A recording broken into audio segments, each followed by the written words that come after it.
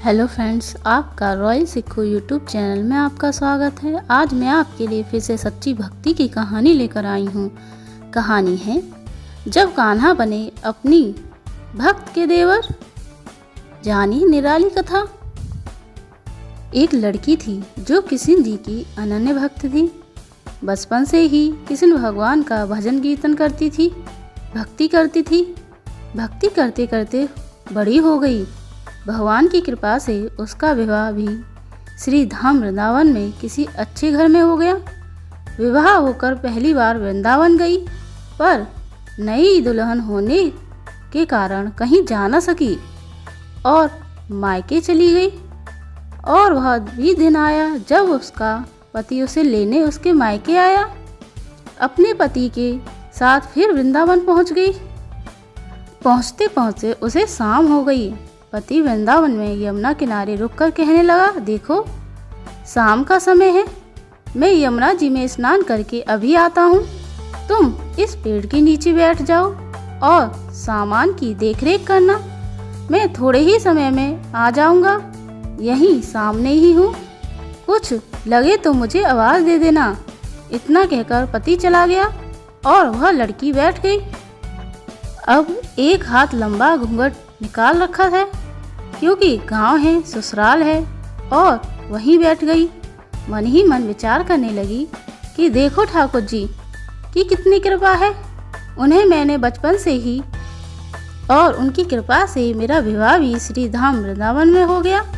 मैं इतने वर्षों से ठाकुर जी को मानती हूँ, परंतु अब तक उसने कोई रिश्ता नहीं जोड़ा। फिर सोचती है, ठाकुर जी की उम्र क्या होगी? लगभग 16 वर्ष के होंगे। मेरे पति 20 वर्ष के हैं, उनसे थोड़े से छोटे हैं, इसलिए मेरे पति के छोटे भाई की तरह हुए और मेरे देवर की तरह। तो आज से ठाकुर जी मेरे देवर हुए। अब तो ठाकुर जी से नया संबंध जोड़कर बड़ी प्रसन्न हुई और मन ही मन ठाकुर जी से कहने लगी, देखो ठाकुर जी, आज से मैं तुम्हारी भाभी और तुम मेरे देवर हो गए। अब वो समय आएगा जब तुम मुझे भाभी भाभी कहकर पुकारोगे। इतना सोच ही रही थी, तभी एक 10-15 वर्ष का बालक आया और उस लड़की से बोला, भाभी भाभी। लड़की अचानक अपने भाव से बाहर आई और सोचने लगी, वृंदावन में मैं तो नई हूँ, ये भाभी कहकर कौन बुला रहा है। नई थी इसलिए घूंघट उठाकर नहीं देखा कि गांव के किसी बड़े बूढ़े ने देख लिया तो बड़ी बदनामी होगी। अब वह बालक बार बार कहता, पर वह उत्तर न देती। बालक पास आया और बोला, भाभी तनिक अपना चेहरा तो दिखाओ। अब वह सोचने लगी, अरे ये बालक तो बड़ा जिद्दी है, इसलिए कस के घूंघट पकड़कर बैठ गई कि कहीं घूंघट उठाकर देख न ले। लेकिन उस बालक ने जबरदस्ती घूंघट उठाकर चेहरा देखा और भाग गया। थोड़ी देर में उसका पति आ गया। उसने सारी बात अपने पति से कही। पति ने कहा, तुमने मुझे आवाज क्यों नहीं दी? लड़की बोली, वह तो इतने में ही भाग गया था। पति बोला, चिंता मत करो, वृंदावन बहुत बड़ा थोड़ी ही है। कभी किसी गली में खेलता मिल गया तो हड्डी पसली एक कर दूंगा, फिर कभी ऐसा नहीं कर सकेगा। तुम्हें जहाँ भी दिखे मुझे जरूर बताना। फिर दोनों घर गए। कुछ दिन बाद उसकी सास ने अपने बेटे से कहा, बेटा देख तेरा विवाह हो गया, बहू मायके से भी आ गई, पर तुम दोनों अभी तक बांके बिहारी जी के दर्शन के लिए नहीं गए। कल जाकर बहू को दर्शन करा लाना। अब अगले दिन दोनों पति पत्नी ठाकुर जी के दर्शन के लिए मंदिर जाते हैं। मंदिर में बहुत भीड़ थी। लड़का कहने लगा, देखो तुम स्त्रियों के साथ आगे जाकर दर्शन करो, मैं भी आता हूँ।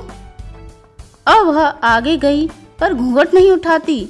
उसे डर लगता कोई बड़ा बूढ़ा देखेगा तो कहेगा, नई बहू घूंघट के बिना घूम रही है।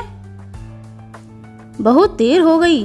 पीछे से पति ने आकर कहा, अरे बावली, बिहारी जी के सामने घूंघट काहे ना खोले? घूंघट ना खोलेगी तो दर्शन कैसे करेगी? अब उसने अपना घूंघट उठाया और बांके बिहारी जी की ओ देखा तो बांके बिहारी जी की जगह वही बालक मुस्कुराता हुआ दिखा तो एकदम से चिल्लाने लगी, सुनिए, जल्दी आओ, जल्दी आओ। पति पीछे से भागा भागा आया और बोला, क्या हुआ?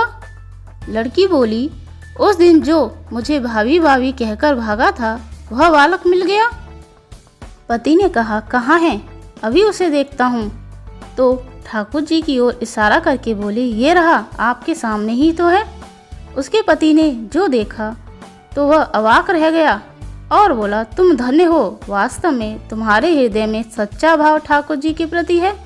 मैं इतने वर्षों से वृंदावन में हूँ, मुझे आज तक उनके दर्शन नहीं हुए और तेरा भाव इतना सच्चा है कि बिहारी जी ने तुझे दर्शन दिए। राधे राधे, राधे राधे। आपको हमारी अलौकिक कहानी कैसी लगी कमेंट करके बताएं और ऐसी अलौकिक कहानी सुनने के लिए मेरे चैनल को सब्सक्राइब करें। Thank you.